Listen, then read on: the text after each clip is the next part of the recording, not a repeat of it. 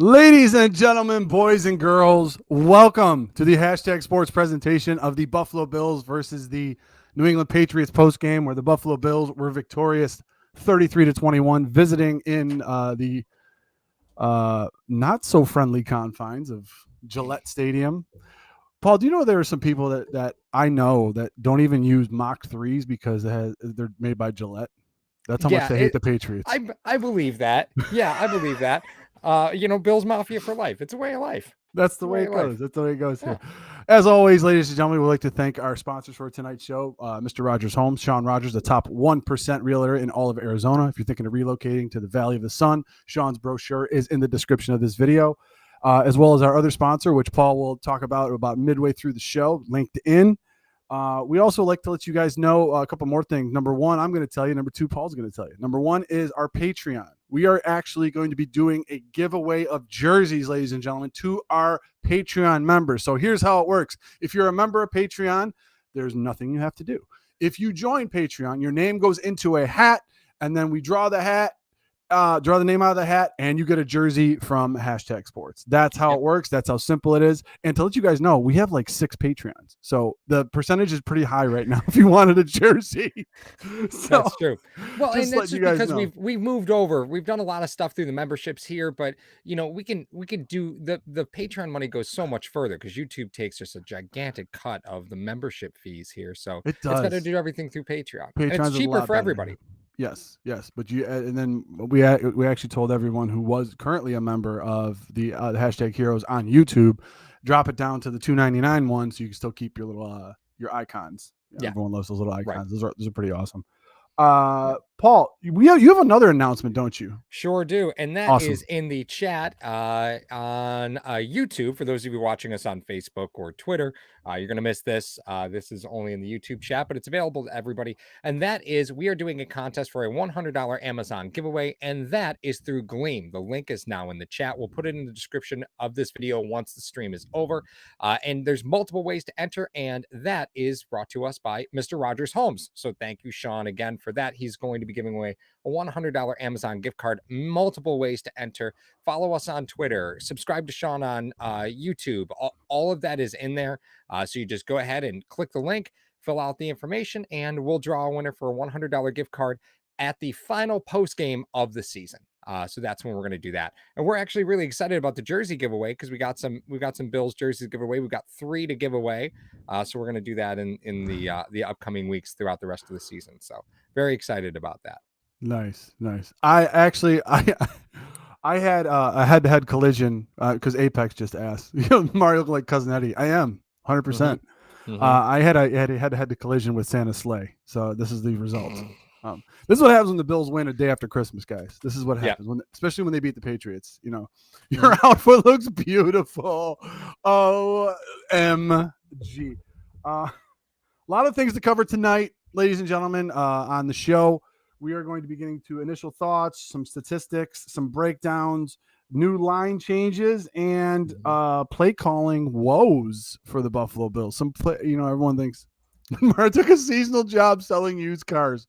You win the internet for today, Chris. That was freaking hysterical. So as you guys know, good old Talking Football with Ray. I go on there every Wednesday, and with Ray Routh, former Dear Pats Nation, really great guy. I think he's in the chat right now. What up, Joe from Believers Talk? He's got a little bit of trouble with his signal tonight, but he wanted me to read a message coming from a Patriots fan, because usually you guys know we start our shows. I'll get the initial thoughts from Paul, and I do want to get that, but I want to get Ray's first from a Patriots perspective for tonight's game. All right, and Ray goes, the division was on the line, and the Buffalo Bills came prepared and ready. Buffalo was more physical, play calling was better, and execution was better. Were the referees bad? Yeah, they were, but they were bad both ways. So even though it impacted the enjoyability, it had no impact on the score. Sean McDermott outcoached Bill Belichick. The Patriots defense will take the blame, but the offense was just as bad. Mac Jones has looked like a rookie quarterback these past 3 weeks. Before the season started, I predicted the Patriots were an 8-win team. In the last 2 weeks, when they've played playoff teams, they've played like it. But don't take anything away from Buffalo. The offense executed every time they needed to. If the Patriots hang on to a playoff spot, I consider it a successful season. Since the second half of the Tampa Bay game, the Bills have looked like the team I thought they were. Congrats on the win. There are no excuses. The Bills won the game, and the game unfairly looked closer than it really was. Heck of a, from a Patriots fan. I mean, Ray busts our balls, but he always does a good job of being he is pretty extremely level. objective with his take. And I a couple of things I agreed with, a couple of things I didn't agree with in there. We're going to talk about all that. Thank you very much, Ray. I should put him down in the description as well after this show is over. You guys can give him a follow. He is Talking Football with Ray. It's hysterical. It's fun. It's informative. You guys will love it. He's not a homer. That's right, Apex. He is not a homer. So, Paul, initial thoughts either on Ray's points or the game in and of itself? I think it's so funny to be a Bills fan, right? Because when the Bills win, it's because everything was planned so well, and when the Bills lose, it's like a travesty. It's just this is the way that goes. It's a shame, but I mean that's what happens, and it's just one of those things that like to me, the play of the game was Josh Allen hitting that Madden hit stick to get that first down, on that fourth down, that rollout. Like that was the game to me. He doesn't convert that fourth down, and we're talking about it was already a 1-score game. Like that's dicey. That's a dicey situation. That was the play of the game to me, and that is not how you draw that one up, right? No, no. Josh, run 10 yards backwards and then go get the first down on your own. Exactly. Hey, I want to thank Dwayne. Dwayne has been in a lot of the comments and on the live streams. Hey, thank you for becoming a practice squad member, my friend. Thank you very much, Dwayne. Awesome. You get your new hashtag sports logo when you comment. That's right. Hey, B Lightning in here. What's up? Everybody else that's in the chat, what's up? If you could hit that like button, this gets shot out to all the Buffalo Bills Mafia and the hashtag Nation. So make sure that you go and do that. That play, did you see the hold by Dawkins, by the way, before that? What? I was actually praising Dawkins for letting hands go, right? Because he initially was like this, and then he, whoops. Yeah, well, exactly. That's what I mean. Had he held on any longer, that play would have been coming back. But honestly, it was a smart play. Like Dawkins let go at the right time to avoid a penalty, because you back that thing up, and now it's 4th and 6, like on a hold. Fourth and 11. Now you're punting, right? Matt Hack actually has to do something today. No punts today for Matt Hack, by the way. Zero punts. And Ray was actually talking about it in the chat a little bit earlier. He said should he get paid for today? We're sending a bad example to the kids of America by not working and getting paid. He and Josh Allen took a picture on the field after the game because Matt Hack was like, hey, I didn't have to do anything to get today. Will you take a picture with me, Josh? Because I didn't have to do it. It's the first time in his career he's never had to punt. That's but he was on Miami, so I mean, oh my god, what do you expect? I guess that's not really that big. I guess it balances it out. It's like the guy that does nothing on the group project but still gets an A. That's right. Did you hear about Poyer when he was leaving the field? Oh, something about Sully. Oh, so a couple of weeks ago, you guys in the chat, I'm sure you all will remember when Jerry Sullivan asked Hyde and Poyer, a question that they took very salty, right? Like they did not appreciate his question. And we talked about it here on the live stream, and we understood the position that they were in at the time, and that they felt insulted by that question, right? And Poyer was yelling obscenities about where the F is Sully, like. It's funny too because I think it makes you feel good. Sully, I think, people talk about Sully, people hate Sully. I understand that. I think it's more of Sully's collateral damage at this point, because I think Poyer was really miffed about not making the Pro Bowl. I think Sully's a little bit of collateral damage in that. Paul, is that a Wyoming 17 jersey? It is most certainly the Wyoming 17 jersey. Yes, it is. And just to let you guys know, I think I showed you guys this before. Paul, for Christmas, this monster to my left, this is a good one, got me a Buffalo Braves basketball jersey 17. That's pretty sick.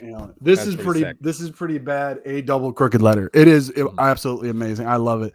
It is so good. Yeah. So who just said master at work, master of silence? That's freaking hysterical. Yeah. Somebody owes us an apology. No, that's right. It's funny, because here's what happens. And then Paul and I talked about this before. And if you're just joining the live feed, hit that like button or the dislike button. It's engagement. We don't care. The Buffalo Bills, prior to playing the New England Patriots 20 days ago, Paul, were 7-4. The Patriots were 8-4. Both teams are now 9-6. Now, the turnaround, you could say, is that, and it's interesting to see because I looked up a little bit of statistics over the past 10 quarters. Okay. So the second half of the Tampa game, Carolina, and today with the Pats, the Buffalo Bills offense has scored 11 touchdowns. Mm-hmm. Okay. Prior to that, in the previous 14 quarters, they scored 7. Yep. So we really know, even though this defense is top tier, you still got to freaking put points on the board when you have the opportunity to. Early in this game, I felt, in the chat, you guys let me know if you feel the same way. I felt the play calling within the red zone was too freaking cute. Mm-hmm. I thought you were doing bread and butter plays that you like to run in between the 20s. And then when you got in that red zone or close to the red zone, you got cute. You got fancy. You tried doing this, that, and the third. And you didn't stick to what got you down there. And I believe, who is it? Eric Wood. Eric Wood does the games with Murph, right? He was like, that was the key to the last one. We were 1 for 4 last time when you played the Patriots. You lost by 4 points. So you can't take field goals down there. And when they went down there, when they were initially going to get a field goal, then they went for it on 4th down. I was like, okay. It seemed like one team was playing to win and the other team was playing to, play for the end of the game. I look at it this way a little bit more. First off, ESPN has in the red zone made an attempt, right? 4 for 7 in the red zone. Like the things that get me a little bit, there's a couple great comments that are things we got to get to. First off, Jay Bowling talks about Ike Bucker Achilles injury, right? So that's probably it for it for Ike. And then there was another comment that we got to get to. AA Sports Podcast talks about McKenzie and Beasley. I do want to get to those, right? I do love all those. Yeah, we got to get to both of those. But in the red zone, it felt like when you were in 3rd and short, not when you weren't in goal to go, they were still looking at the end zone, right? Inside the 10-yard line, they weren't ever concerned about getting the first down inside the 10-yard line, right? It was all about the end zone. And that's what got them caught up in the last Indy game, right? It was the same mentality of we're inside the 10, let's just score the touchdown. Instead of saying, well, we still have the opportunity to get a first down here. I remember looking at it, was like 3rd and 2. I was like, you just need 2 yards. Like, what are you doing going at the end zone? You just get the first down. Right. And that's the stuff that's frustrating to me is you get the first down. You're going to get another 4 shots in the end zone. You're going to get it in the end zone. Right. You're going to get like, it just, I'm looking at a statistic right now of inside the 20 for the Buffalo Bills for the season. And I refreshed this bad boy. Zach Moss, 4 touchdowns on the ground. Devin Singletary has 2. Yep. For the receivers, Stephon Diggs has 8 touchdowns in the red zone. Gabriel Davis has 6. Emmanuel Sanders has 2. So if you think about it in this respect, Moss not used very much. There's 4 touchdowns taken off the board. So you're down with Singletary with 2. Then Davis is not in the game. So there's 6 touchdowns taken out right there. So what are you going to do? Like what was your really go if you got inside the red zone? So they were probably just calling their plays that they would call if they were at the 30 or the 35, and it was like short some of your routes and stuff like that. And we have talked about, switching gears, we've talked about it this entire year. When you insert a new gadget into this offense, look what happens. Look what happened today with McKenzie. Yes. Yeah. When you inject new blood into this offense, things happen. My boy Ryan Bates. Let's talk about Ryan Bates.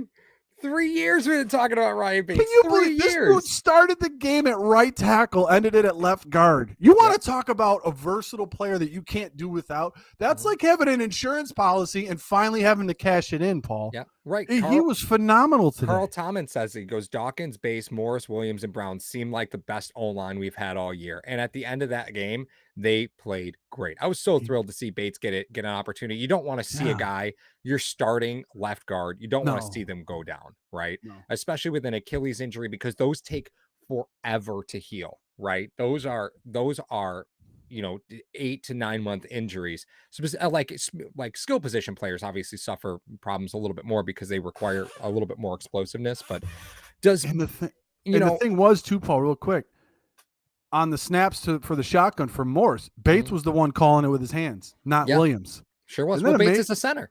I know, but that's the advantage that gives you. If you put that's the advantage that you had when you had Feliciano in there, is because he's a center. They understand the protection schemes and certain things. Right. So, but go ahead. I'm sorry. It's McKenzie. first off, we finally saw more integration of those jet looks, right? Like we've been asking for all Yeah. season, saw Yes. more of them. And it just seemed like, I don't, Isaiah McKenzie just caught everything, right? He just caught everything that was thrown his way. Did you see how much hang time did he get when he snagged that ball and bounced off the ground and got the wind knocked out of him? Oh my God. He got hang time off that ground. He was did. moving. He was moving. Contract year, so Paul. high. Every year's a contract year. But but I think the difference is that while McKenzie and Beasley are similar in build, you don't ask them to do the same things. No, right? you don't. And I'm almost curious if Beasley being allowed so much creativity has caused, him to be overlooked a bit. Where McKenzie's gonna run the routes that he's told to run.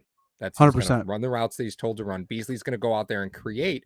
And I'm just curious if Josh, dialing in on Diggs, dialing in on Sanders, it just never gets to Beasley. So even though Beasley is creating underneath, it's just not happening because it's just not necessarily the route that was drawn up. So I am curious about that. He probably has the freedom to be a little bit more creative with a lot of things. Yeah. Why can I not find Cole Beasley's contract? This is ridiculous. I'm on over the cap and I cannot find it. This is ridiculous. Someone said that he was getting he's locked up till 2023. I believe he does have one more year next year. I'll dig it up for you. All right, which is weird. I don't know why I can't find it on this. I feel like that's a user error problem. Yeah, it's totally user error. So here's the contract. He's on the books for 2022 at 7.6 mil as a salary cap hit. 4.9 is base salary. So the Bills, if they do release him, would save 6.1 if they release him prior to the roster deadline of March 22nd. So he's got like a roster bonus that comes in there. Yeah, but it's like $500,000. It's not a huge amount of money. Yes, and I'd like to apologize to hashtag Sports Nation right now. That this is a February car episode. The Cole Beasley contract is a February car. Oh, yeah, we're going to be talking about this later. Yeah, we're going to be talking about this Stephen later. Collins, greetings from Dublin, Ireland. Merry Christmas and Happy New Year. Yeah, well, awesome, Stephen. How you doing, buddy? Yeah. It is awesome when the Bills get a win. And, like they came into the game. I thought they were hungrier than they've been in a couple of weeks. Yeah. I think there were some plays that were going on. This was 100%. You had to win it. And it seemed to me like the New England Patriots came into the game like it was a foregone conclusion of what you were going to do offensively, what you're going to do defensively. They seemed to, when they got that early rushing touchdown, it seemed like the Patriots were like, oh yeah, it's same as always. It's going to be the same as always. Right. And the Buffalo Bills offense had a few things that were different for them. But here's my point. And here's one of the things that I want to get to. The plays that were made that were extending drives, extending, fourth down plays, third down plays.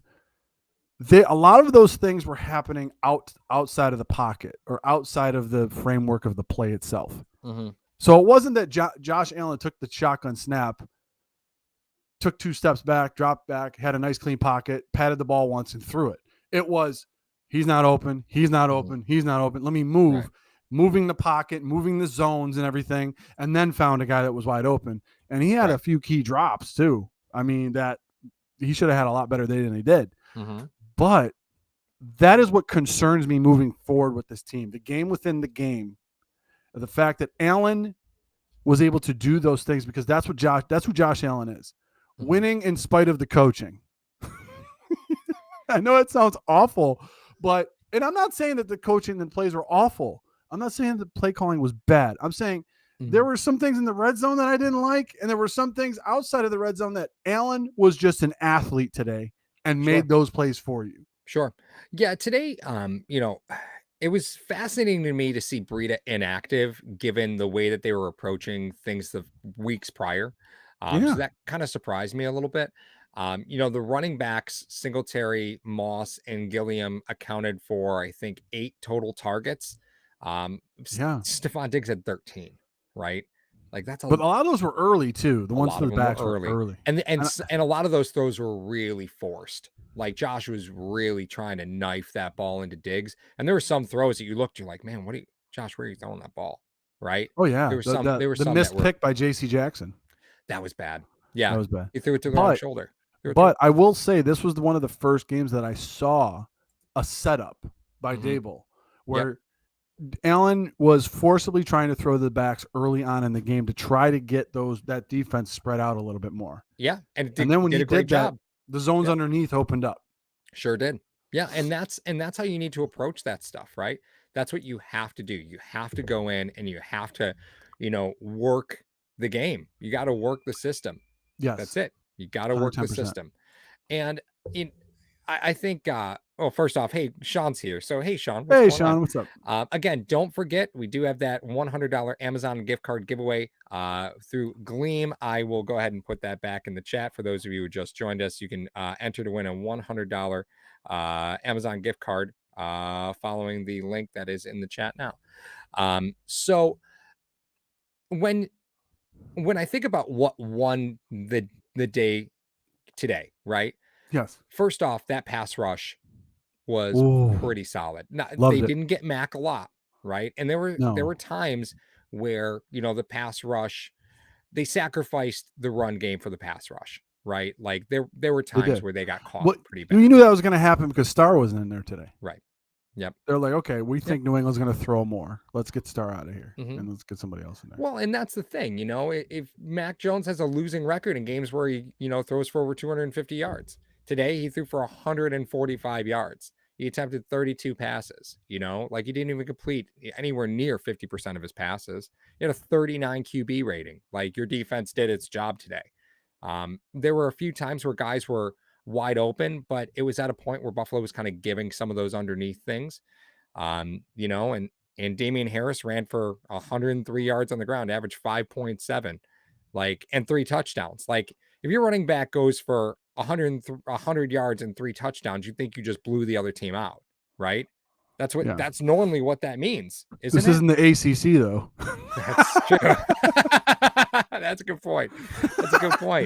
It was a fun game to watch because it really felt like Buffalo was so prepared. Like they knew exactly how they were going to win this game. There were times where I was frustrated because while they were up 2 scores, I felt like they didn't have their foot on the gas, where they felt a little bit like they were coasting just a little bit, the final 4 possessions. I was kind of like, come on, let's go.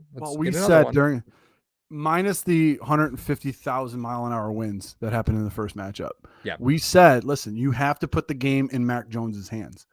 What did the Bills do? They end up going upset. That's why I think they were pressing a little bit. Like they wanted to put the ball in Mac Jones's hands so bad because they knew what the result of that would have been.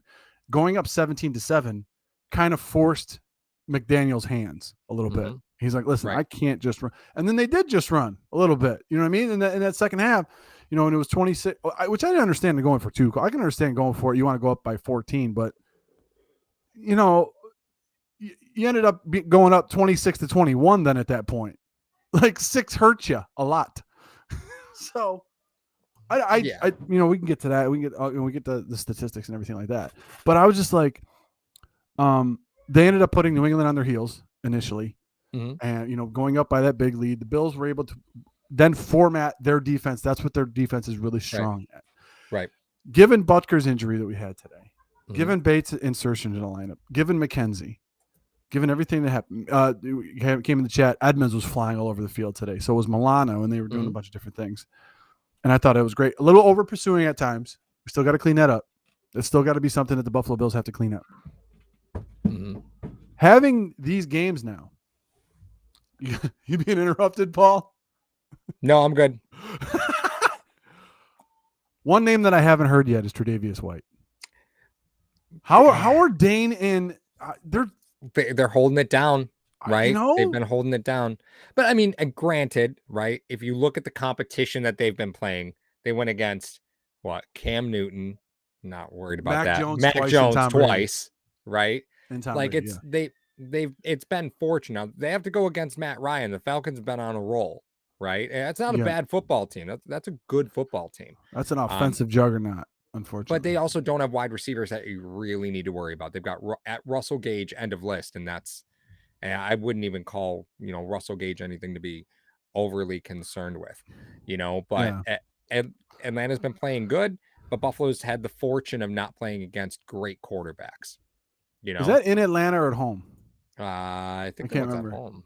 That one's at home. Okay. No, I'm just saying. But you look at it. I think that's where a lot of the anger or frustration comes in from Poyd and Hire. Yeah. Poyd and Hire. Wow. Yeah, Hyde and Poyer. I was just going to let that one go, Mar. Wow. It's one of those things. So Hyde and Poyer back there. I think that if Tre'Davious White's injury didn't show you how valuable that those guys are back there directing traffic with a 7th round pick and an undrafted free agent, I don't know what would. I don't know what endears you to the NFL and to the national media to be like, this is the best safety tandem in the NFL. End of list. Stop. Like, you're not going to get better than that tandem. Right. Nope. I agree. The Bills do finish. Hoffins brings it up, and so does Triple 9 Silver. Yeah, they close out the season at home, which is 100% at home. correct. So they got the Jets and the Falcons. Right. Which brings us. Oh, did you want me to say? Well, I mean, Triggs brings up a great point talking about the Atlanta game. We're going to get to Atlanta in just a few minutes. Kyle Pitts is a bad man. He is a bad man, but he's not either of those guys' mans. I look at it this way. He lines up outside a lot. He does line up outside. Yeah, he does. He does. And I think his involvement right now is just simply because that's how out of options they are. Oh my God. Yeah. Like, he's a great athlete. Don't get me wrong. He was a ghost when Ridley was in the lineup. Yeah. Great athlete.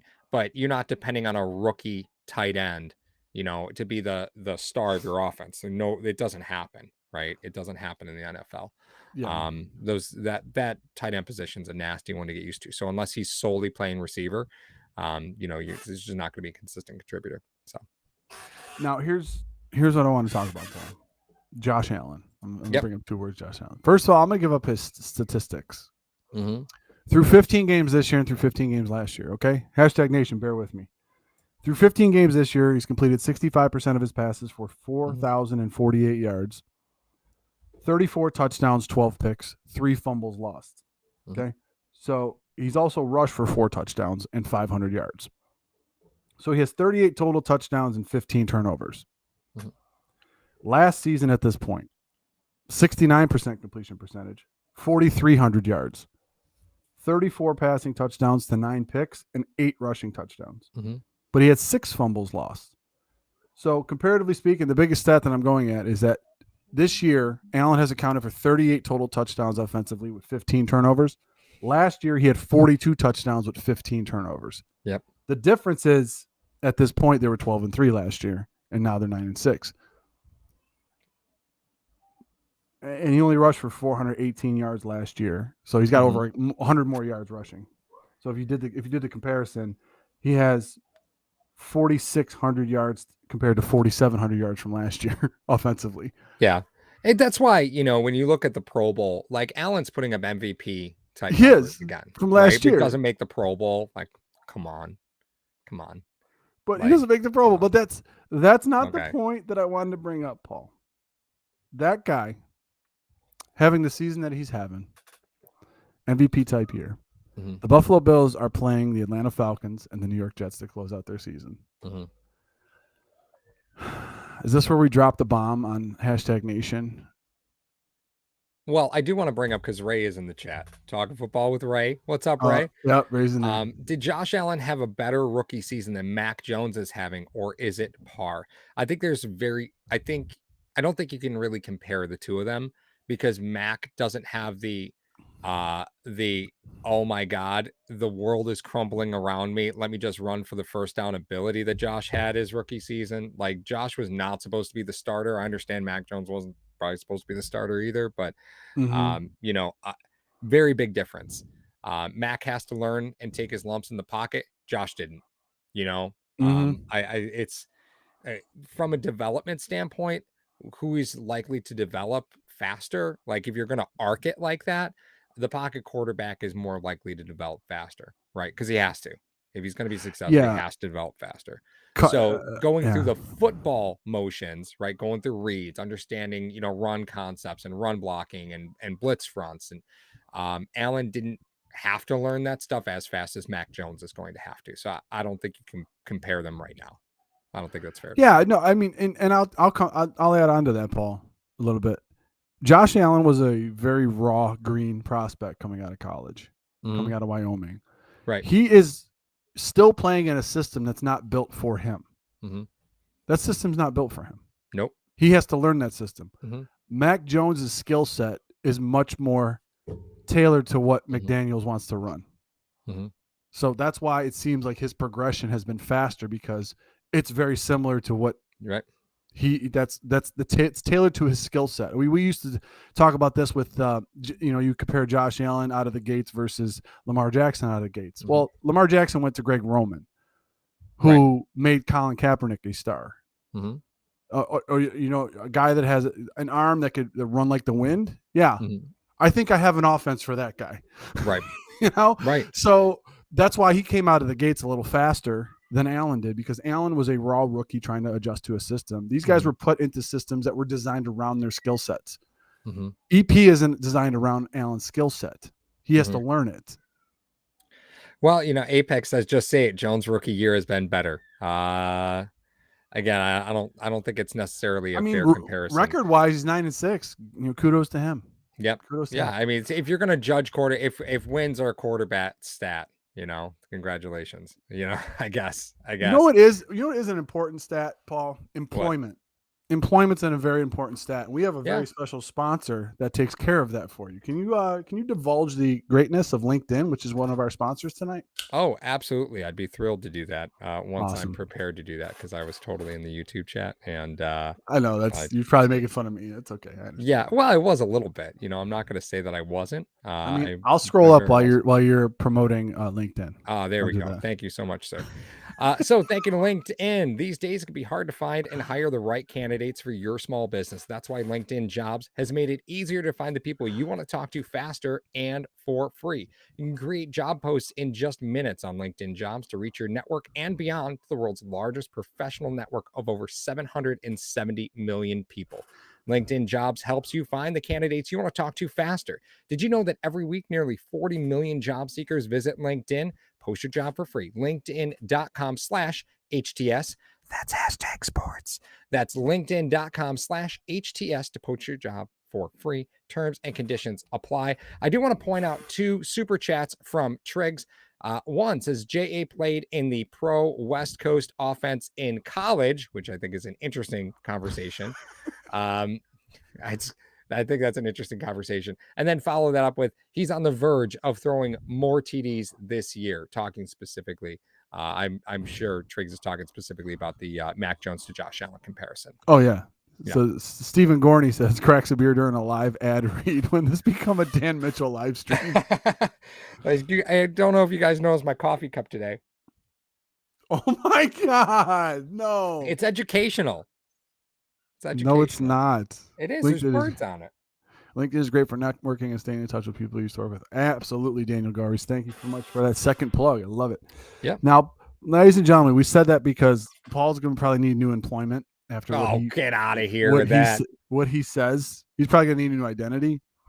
Rio is the facelift capital of the world, Paul. I just want to let you know that before you say what you got to say. What is this? The movie Facelift? I don't watch the movies that you watch. I don't know how else I can say this, but Paul, you guys know what's been going on around the NFL. Obviously, many teams are having certain players test for C19. Mm-hmm. We made one video about, actually, Paul made one video about this. Is the only time we were going to talk about it. However, it does go hand in hand with the NFL. It's impossible. Yep. It's impossible to avoid. But Paul brought up something to me earlier today and said this. Did anyone catch the tweet? No, I'll catch it. I'll catch up with you a little bit later, Mike. I got to check that out. Thank you, Rick Rarick. Paul said to me earlier today, if the Buffalo Bills beat the New England Patriots today, don't be shocked if Josh Allen tests positive for COVID. I know that's a bold statement. I know it's a bold statement. Just go with me on this. Now, I'll let him defend his point before you guys start tearing him down.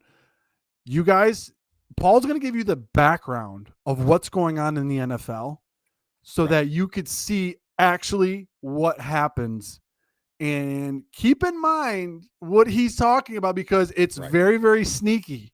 It's very, very sneaky. So, Paul, you have the floor. So first off, we're going to talk about Deion Dawkins and Aaron Rodgers just in scope of these examples, right?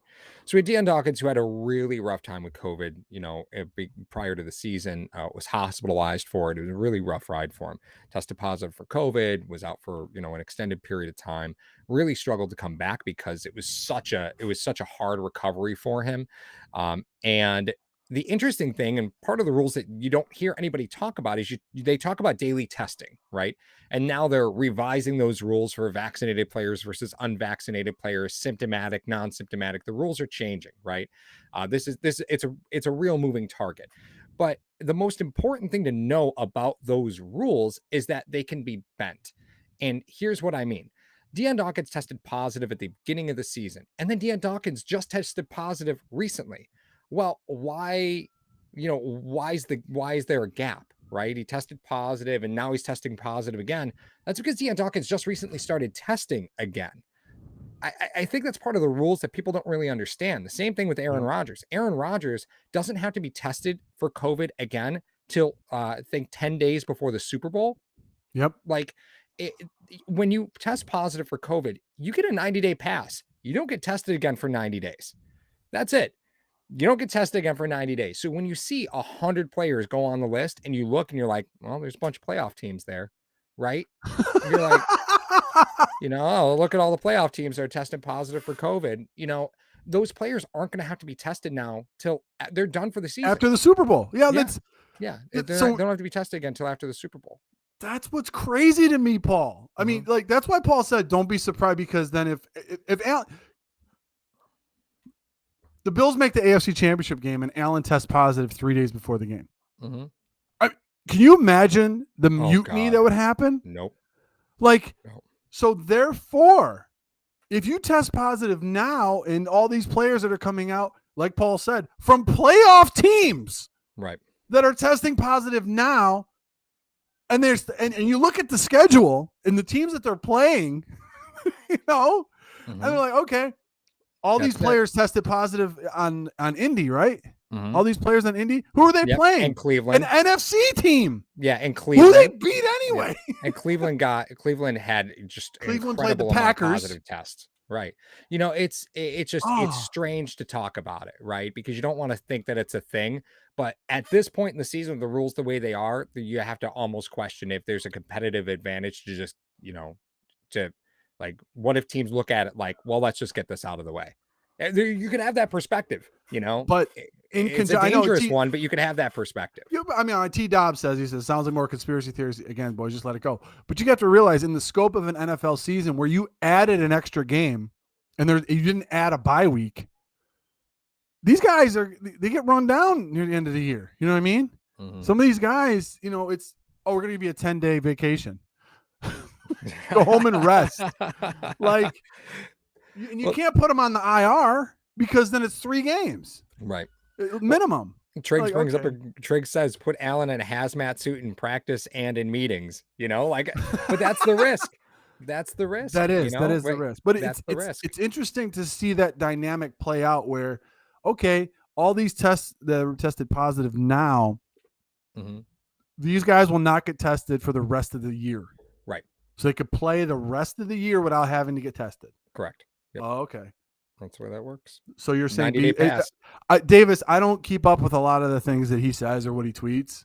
I'm sorry, I don't follow Beasley. Well, Beasley was talking about how the rules are not really set up for player safety, right? That was Beasley's point to what he was saying. You're playing a game where you have to wear a helmet. Obviously, player safety is the last thing on their minds. That's a fair point. Hard to argue against that one, Mar. Not gonna lie. Can we just talk for a minute of how good it felt to literally never was New England ever really in this game? Did you ever feel like they were in this game? To me, and before I let you respond, when Buffalo went for it near the goal line on their first drive, that was saying we literally stomped you your first drive. So if we don't get this, it doesn't matter. We're gonna stuff you here. I thought early on that some of the things that the Buffalo Bills were doing when they got in the red zone. I first of all, this, Paul, you agree with me. Mm-hmm. I don't like when they kick field goals in the red zone. That's a loss to me. That's a win for the defense. Mm-hmm. And it seems like if you kick a field goal in the red zone, then it's almost like forcing your hand on your next possession to go for it on fourth down and try to push the envelope a little bit more. Yep. If you would have tried to push the envelope earlier on, then it would have been different. And I know everyone's going to say, oh my God, the Buffalo Bills took chances today, did this. Guys, I can't tell you how frustrating it is that when you go into a third down play, now let me explain this to you really quick. You're going into the third down play. In the headset, the head coach and the OC should be talking and saying, listen, is this 4 down territory for us? The OC should be like, hey, Sean, is this 4 down territory for us? Because I got to call my plays accordingly. Okay, if I know we're going for it on fourth down, then I have 2 plays to get the first down. If I don't, then I have 1 play to get the first down. Okay, and then we're going to kick it. When they go for it on third down and they walk up to the line on fourth down and call a timeout, I can't tell you how much that chaps my ass. Like, you're burning a timeout. They're gold. Timeouts are gold. The second thing is when you go on defense and you call a timeout on defense, that pisses me off. Like, unless it's a 4th and 3, but you call timeout on defense on the goal line and then they run it up the middle and score on you. Yep. Like, you just wasted it. What was the timeout for? Right. So, like I always said, guys, there's things that are the game within the game that really upset me. And I'm telling you, McDermott's management of certain things, everyone was like, oh, I love that they were going for it on fourth down and stuff like that. Okay, I understand that. There's some things that happen within the game that really scare me come playoff time. It really scares me. Yep. And that's just me. That's how I'm like, if you don't go into it and say, hey, listen, do I got 2 plays here? Sean, do I have 2 plays here? That's Brian talking to Sean. I know I'm using first names like I know him. I don't even care. But the thing is, I'm like, hey, do I have 2 plays here to go? Or are we kicking it if I don't get it? Because that'll affect my play call, what I give Josh. Right. You know what I mean? That's what it is. So don't do that and then make a freaking timeout. Like, freaking pisses me off. Well, Carl says Bills were up 26-21 at the end of the game, and Josh throws it over Stephon Diggs to J.C. Jackson. I think my heart stopped for a few seconds. And that's true. Everyone's did. But, on the opposite side of that, Poyer had Hunter Henry lined up and would have murdered him 8 years ago. But had he just looked up, that was pick 6 because Poyer was at full speed. Poyer looks up, picks that ball off. Ain't nobody catching Poyer at full speed. No. He was gone. He would have been gone. No. Right? Absolutely, but he wasn't watching the ball. He was watching the player. And I don't fault Poyer for that, right? I don't fault Poyer it's for that the way that the league is now. Yeah, that's it. And I was really worried that penalty, because there were some strange penalties today, right? I was glad they waved off the Jerry Hughes trying to hold up Mac Jones going onto the sideline and Mac Jones dropping. I'm glad the refs were so bad on both sides for the whole game. It was inconsistent. Like, you call a pass interference, but then you don't call a pass interference when they're beating the shit out of each other down the field. Like, call something. You know what I mean? Call something. Yeah. At least be consistent. It was a chirpy game from both sides. Oh, well, you're going to have that. Game. When they play in the playoffs, you better keep the flags in your damn pocket. That's all I'm saying. It's, on the opposite side of that, like the roughing the passer on Obata to Mac Jones that gave them the first down. That was stupid. I mean, what do you expect? Like, Obata pulled up, the Mac Jones face mask went up the backside of Obata's helmet, but Obata, you're 300 pounds. You're not can't stop. There's no brakes on that truck. Like, jeez.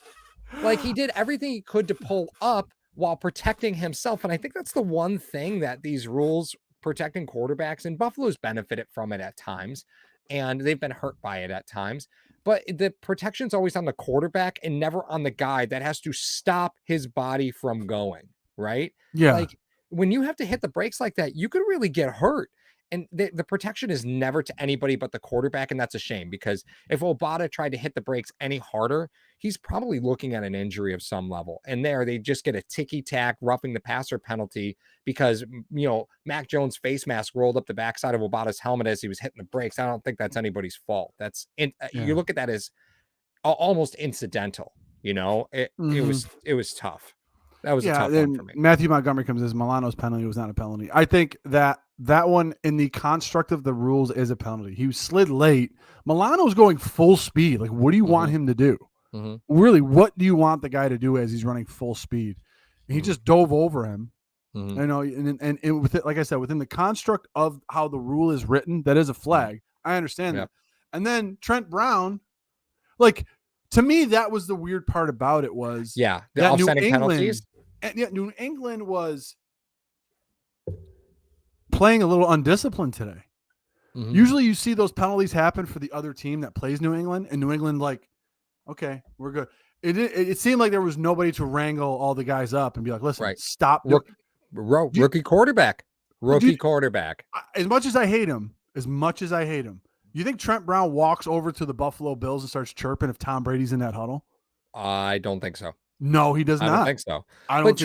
Trent Brown was still chirping, and they're down 2 scores, and he was still chirping. It's like, Jesus, that's when they chirp the most. You kidding me?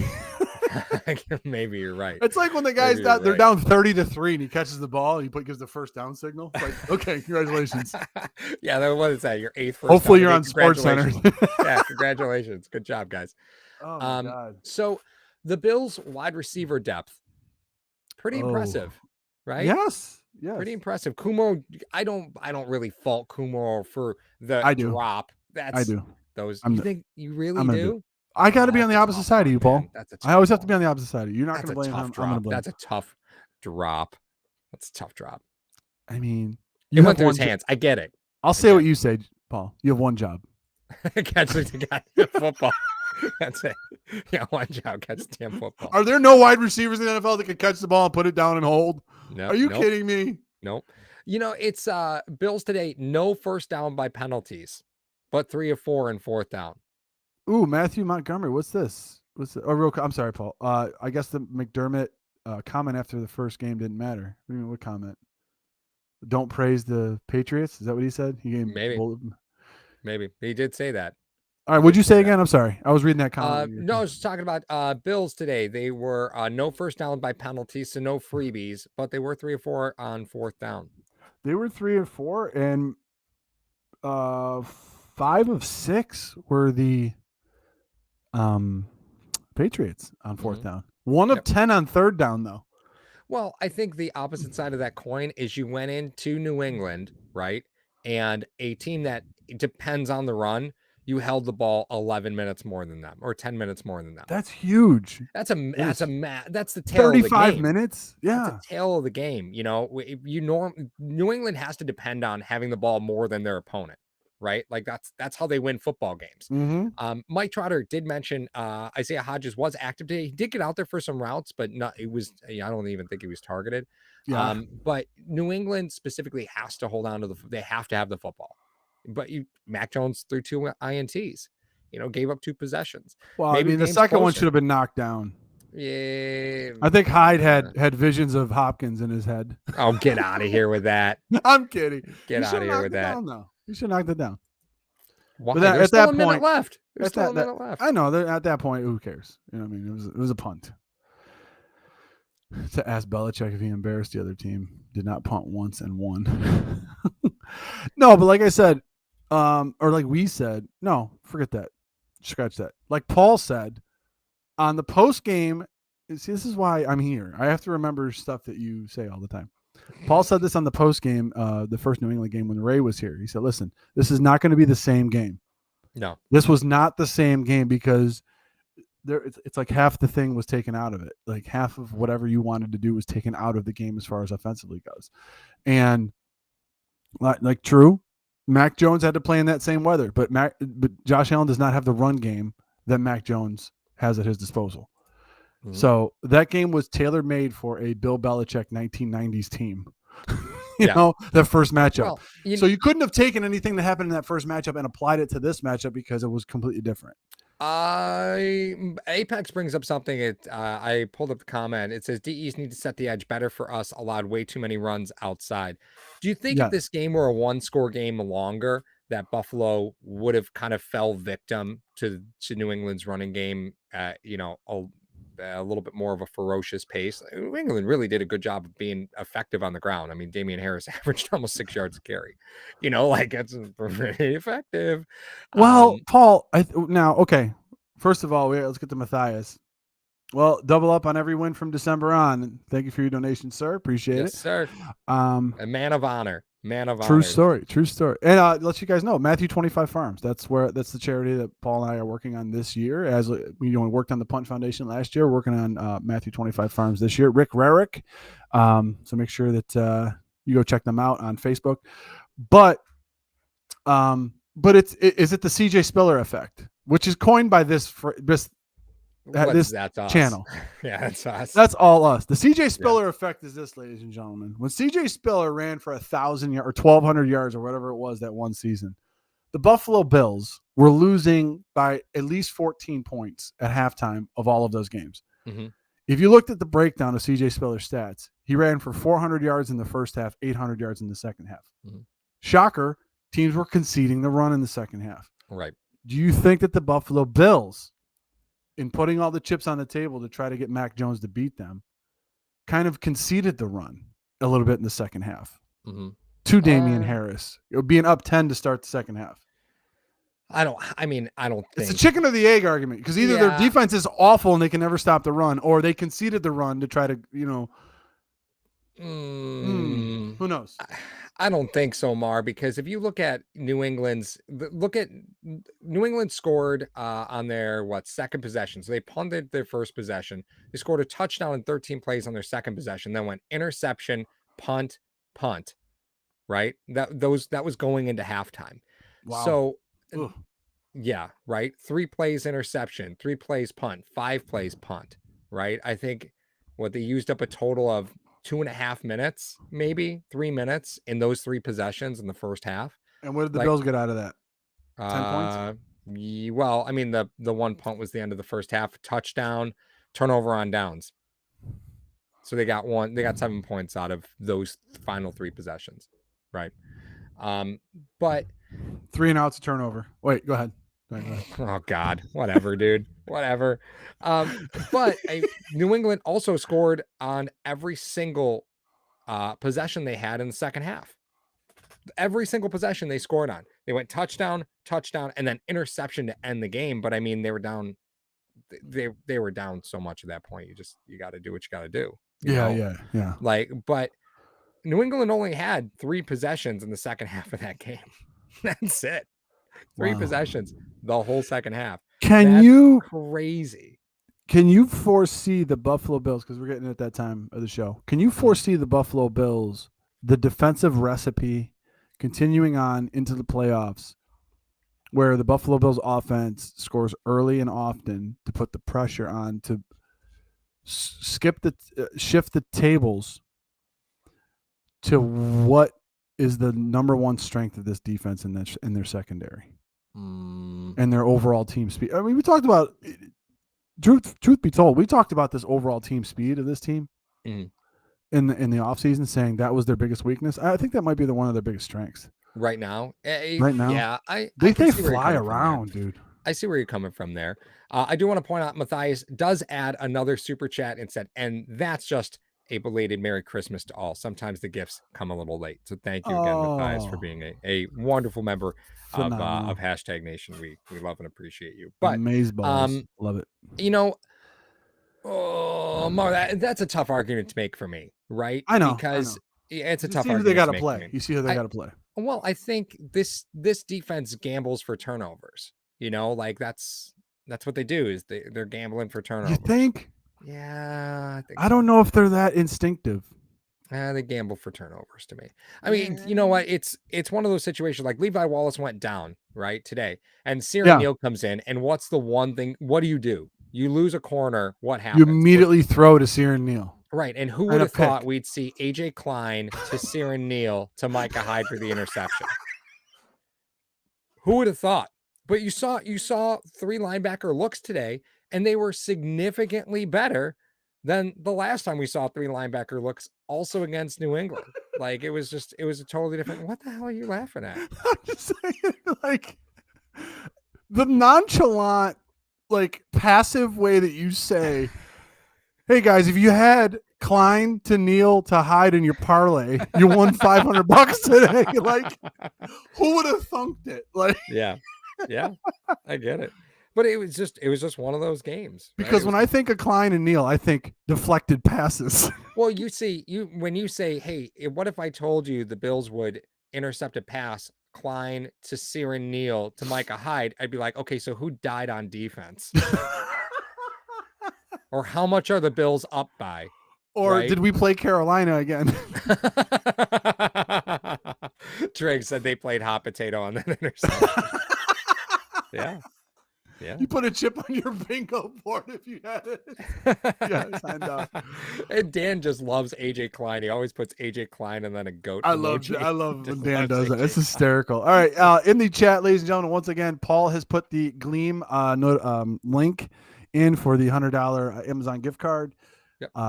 For Sean Rogers. Our Patreon. If you sign up on Patreon, we're going to do every week till the rest of the season. We're going to do a jersey giveaway, but it's only on Patreon. So you click the link in our description. You can go sign up at $7.16 a month. That gets you in for every single one of these giveaways, just as long as you do it tonight sometime. Yeah, and there's a bunch of stuff that we're going to be coming out with on the Patreon that you're not going to want to miss. Number one. Number two is I think we only have like 6 or 7 Patreon members. So if you sign up for Patreon, $7.16, you enter, your name gets thrown into a hat for a jersey drawing. Yep. You have a pretty high percentage at this point.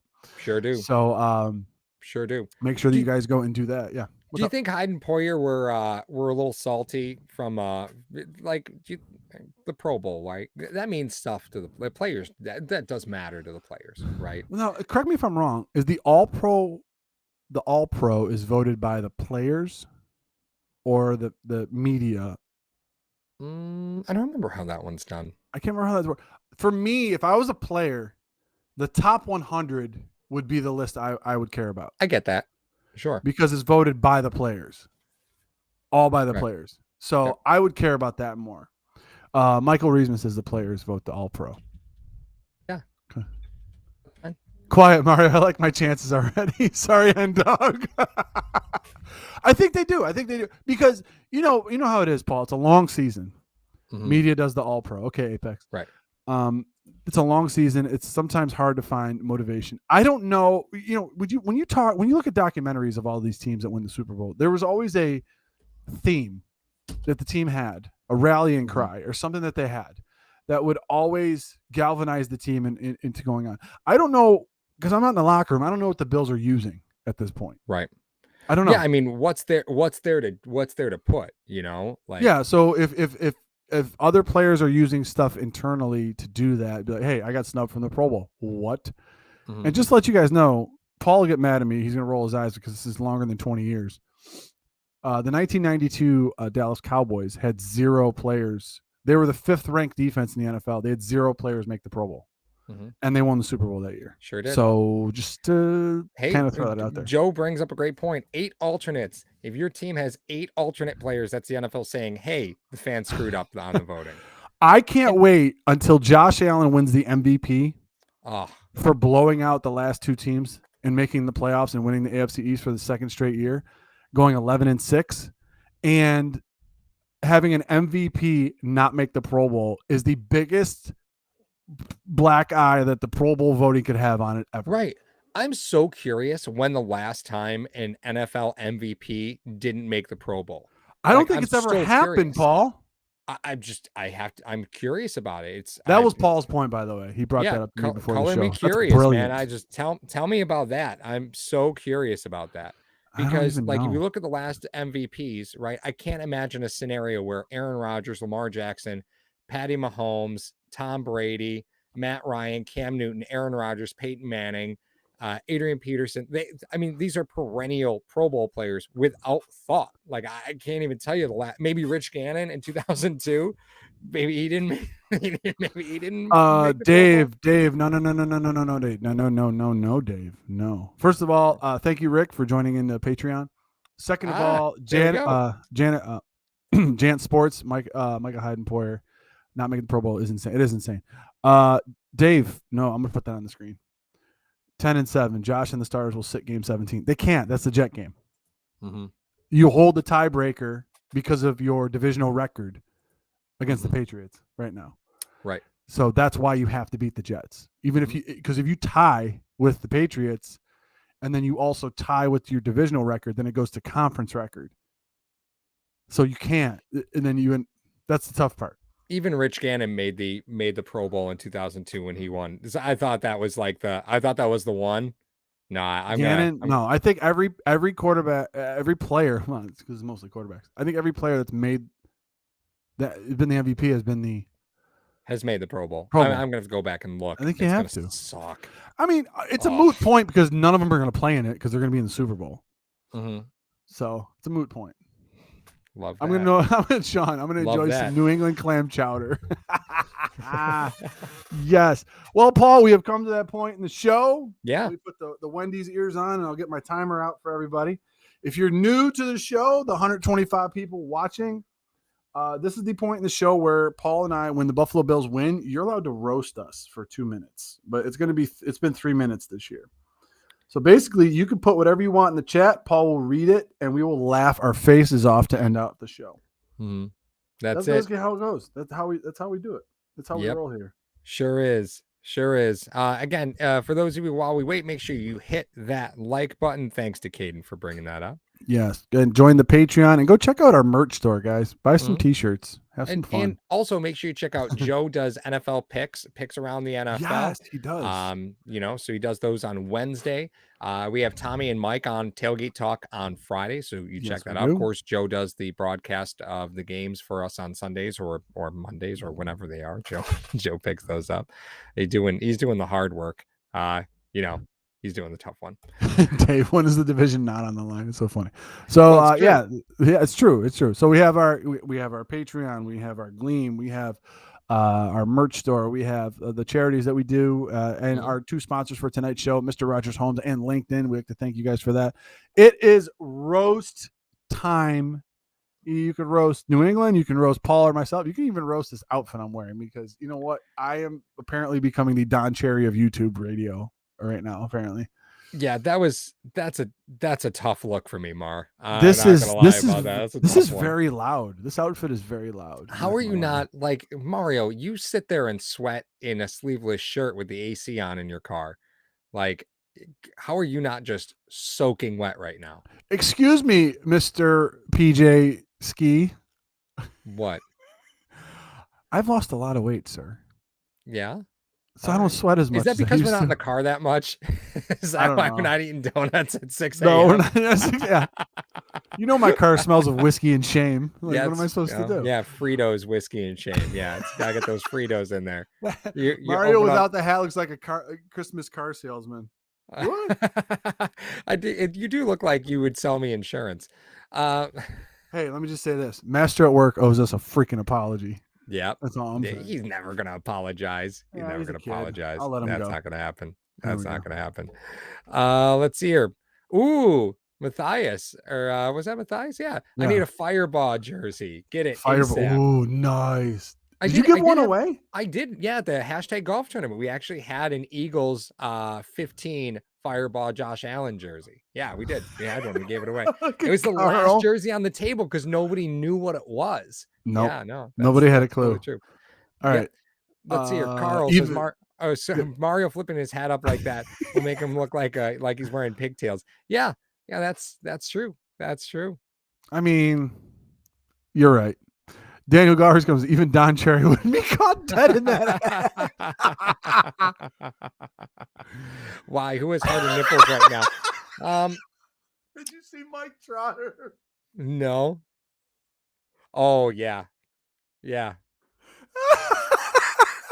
Mario looks like that guy standing outside 7-Eleven that you pretend not to hear as you walk back to your car as he asks you for change. I am trying to pull off the Tommy look 100%. 110%. Mario is the missing band member. Mario is the missing band member from the Wedding Singer. Wedding Singer? Oh my god, that's funny. Who's this guy what are they talking about? What? Who is it? Man Purse. Play Tessie has more subs. I don't know what that means. I don't know what that means. You got me. Yeah. You got me. Dan, 54 equals GOAT. 110%. We got you. Yeah. You look like Tony Soprano. What are you telling me here? Huh? Yeah, please. I'm don't not ever allowed do to that do a again. Marlon Brando impression anymore for Paul because he says I sound like Dom DeLuise from Robin Hood Men in Tights. You know what? Y says, would you rather kiss Mac Jones or Roseanne Barr? If you ever saw the hair swap between Mac Jones and Trevor Lawrence, Mac Jones ain't a bad looking girl. I'm not saying anything. I'm not just saying. I was a little surprised. I was a little surprised. That's all it is at this point. The drummer. That Thing You Do movie. Oh yeah. Mario's wife asked him to bring down the decorations. He ended up wearing it. Paul, you're welcome, by the way, because no one has roasted you. Nope. Everyone roasts me when I do. That's fine. Mac Jones is underage. Dennis Chapman. Not in Norway. Mario looks like he had a rough night in Vegas. Hey, at least I got a free room. 30 seconds left. Give us your worst. T. Dobbs says, I saw a good stat on Twitter. Mac Jones has averaged 8 completions a game against the Bills this season. Oh my God, that's so funny. Oh wait, no. I roasted Paul. You missed it. What was it? Hold on, let me go. Paul fills out a Josh Allen Wyoming jersey like Jake Berman and Little Giants. That's true. Yeah. Oh my God, that's phenomenal. And ladies and gentlemen, that is the game, ladies and gentlemen. Hold on. Matthew Montgomery's got a good one. If Paul was on The Office, even Toby would hate him. That's a good one. That is good. That is good. Okay, so ladies and gentlemen, once again, we want to thank you for coming to the Hashtag Sports presentation of the Buffalo Bills versus New England Patriots post game, where the Buffalo Bills took control over the AFC East with a 33-21 victory. We'd like you to go into the description. You're going to find our 2 sponsors for tonight's show, Mr. Rogers Homes and LinkedIn. You will also find a link when the show's over. I'm going to put the Gleam link in there for the $100 Amazon gift card. Mm-hmm. If you join Patreon now, we're going to be doing a jersey giveaway only for our Patreon members. So if you go there, sign up for Patreon at $7.16, you will be entered into a drawing to win a jersey. We also have, what was the other thing? Oh, we also have our hashtag merch store. There we go. Above Paul's name, you're going to see our Twitter handle. Above my name is our website. You can find both of those. We are everywhere. We hope you had a wonderful Christmas. This was a great Christmas present today, delivered to us by the Buffalo Bills. And we hope that you enjoy your New Year's and you enter 2022 safely and soundly. For Paul, I am Mario. Go Bills. We are out of here. We'll see you guys.